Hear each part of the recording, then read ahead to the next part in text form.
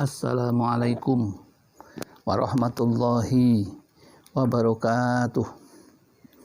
Bismillahirrahmanirrahim. Alhamdulillahirabbil alamin. Wassalatu wassalamu ala asrofil anbiya'i wal mursalin wa ala alihi wa sahbihi ajmain.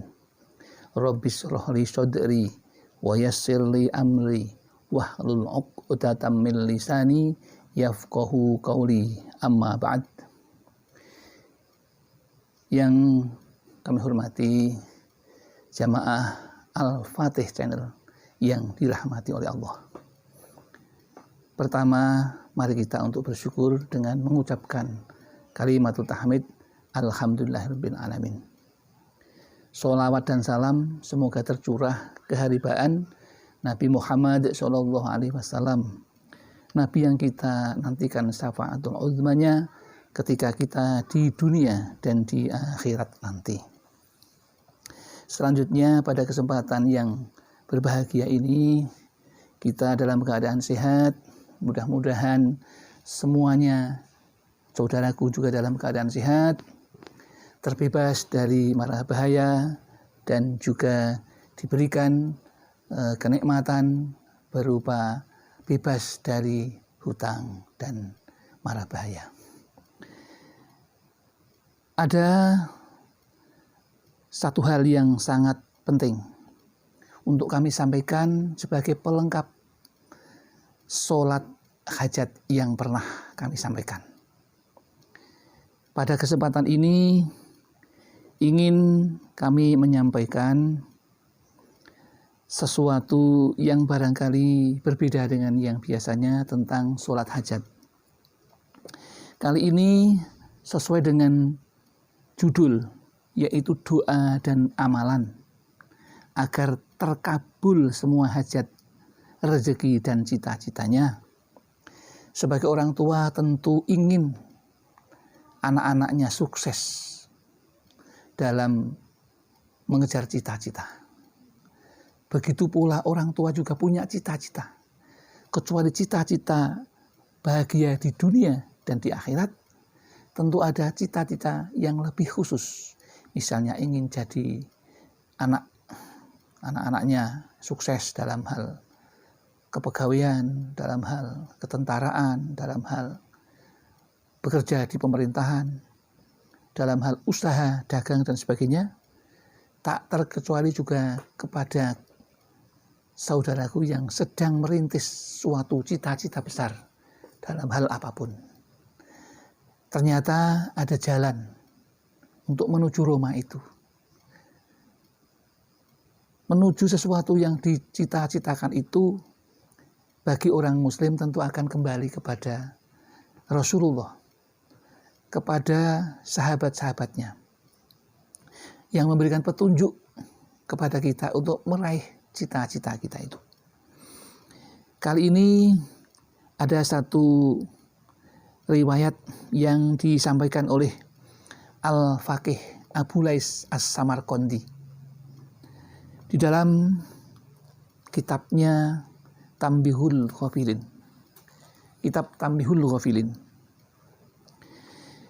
Di situ diriwayatkan oleh Abu Lais As-Samarqandi dengan sanadnya dari Atha. Kata beliau, orang yang sholat sunnah 12 rakaat tanpa diselingi dengan berbicara setelah salam, lalu membaca surat Fatihah sebanyak 7 kali dan ayat kursi sebanyak 7 kali, membaca la ilaha illallah wahdahu la syarikalah lahul mulku wa lahul hamdu wa huwa ala kulli syai'in qadir sebanyak 10 kali, kemudian sujud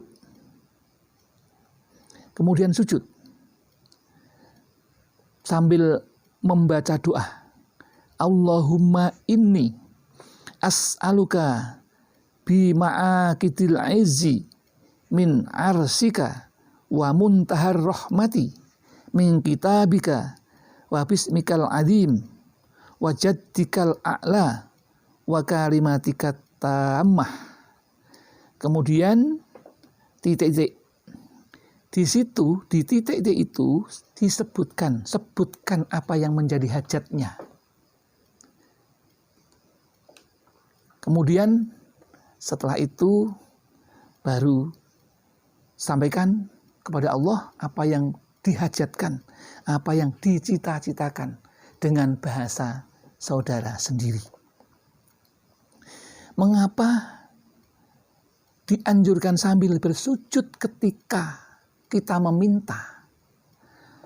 Karena di saat itulah seorang hamba dekat-dekatnya dengan Al-Khaliq atau Allah Subhanahu wa ta'ala. Maka ketika meminta, insya Allah akan makbul.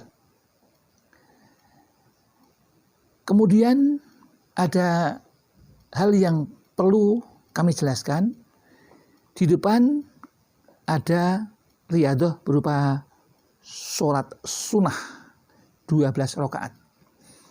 Itu ketika kita punya maksud, cita-cita, tujuan, maka sebaiknya 12 rakaat itu adalah niatnya sholat hajat.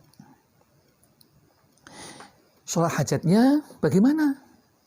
Usolli sunnatal hajati rakaataini mustaqbilal qiblati. Kalau imaman lillahi ta'ala. Kalau sendiri ya lillahi ta'ala. Kalau makmumal lillahi ta'ala. Itu niatnya ketika melaksanakan sholat. Nah, sholat ini diawali dengan takbir. Ya, niatnya tadi sudah. Kemudian takbir. Kemudian membaca Fatihah. Kemudian membaca surat. Nah, surat itu Allah mengatakan bacalah apa-apa yang mudah dari Al-Quran. Ya. Tetapi di dalam sholat hajat ada yang meriwayatkan yang dibaca itu surat ayat kursi. Ya, ayat kursi. Kemudian rakaat yang kedua Qul huwallahu atau Al-Ikhlas. Ya. Sebanyak 7 kali. Semuanya. Al-Ikhlasnya di rakaat kedua juga 7 kali. Ayat kursinya di awal pertama juga 7 kali. Kemudian setelah selesai, kemudian sujud. Nah, di dalam sujud itulah kemudian membaca surat atau doa yang kami sampaikan tadi, dan insya Allah nanti akan kami sampaikan. Ya. Karena kebanyakan menginginkan untuk latinnya, maka latin itulah nanti yang akan kami sampaikan. Sedangkan yang Arab, saya kira kalau yang sudah dalam tahap lanjutan tidak masalah, tapi bagi teman-teman kita yang belum begitu memahami, maka kami juga mengikuti untuk menampilkan yang tulisan dalam bahasa Indonesia. Itulah yang dapat kami sampaikan. Barangkali ada kesalahan dan kekhilafan. Kami mohon maaf yang setulus-tulusnya, karena semua itu datang dari kami kalau kesalahan, dan mudah-mudahan Allah juga mengampuni. Dan barangkali ada benarnya, itu semua semata-mata karena Allah Subhanahu wa ta'ala. Mudah-mudahan ada manfaatnya, dan demikianlah yang dapat kami sampaikan. Akhirul kalam, billahi taufik wal hidayah wal inayah wal barakah. Wassalamualaikum warahmatullahi wabarakatuh.